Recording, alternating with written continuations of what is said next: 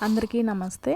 ఈ వీడియోలో మనసు బాగోలేనప్పుడు, డిప్రెషన్గా అనిపిస్తున్నప్పుడు స్వామి వివేకానంద గారు చెప్పిన స్ఫూర్తి మంత్రాలు చూద్దాము.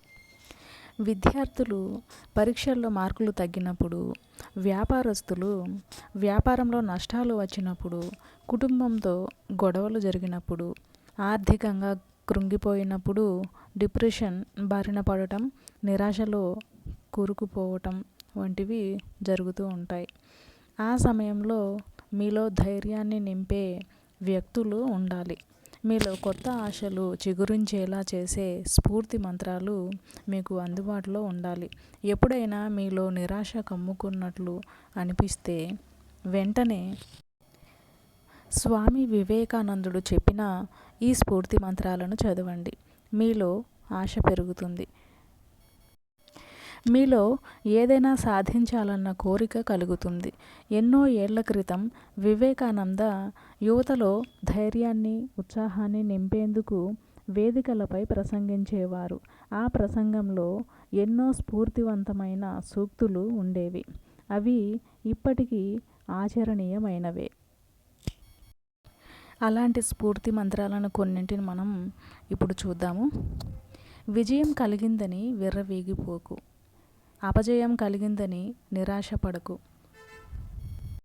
రోజులో ఒక్కసారైనా మీతో మీరు మాట్లాడుకోండి. లేకపోతే ఒక అద్భుతమైన వ్యక్తితో మాట్లాడే అవకాశాన్ని కోల్పోతారు. లక్ష్యంపై ఉన్నంత శ్రద్ధ, ఆసక్తి లక్ష్య సాధనలో సైతం చూపించాలి. అదే మీ విజయ రహస్యం అవుతుంది.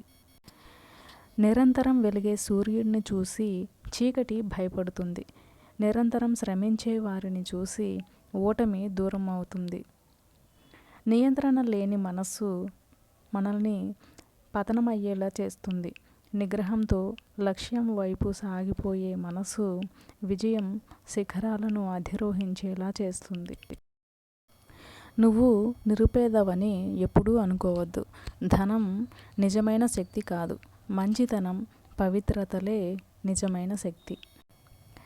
ఓర్పు అనేది ఎంత చేదుగా ఉంటుందో దానివల్ల లభించే ప్రతిఫలం అంత తీయగా ఉంటుంది. ఎవరిపైనా ఆధారపడవద్దు.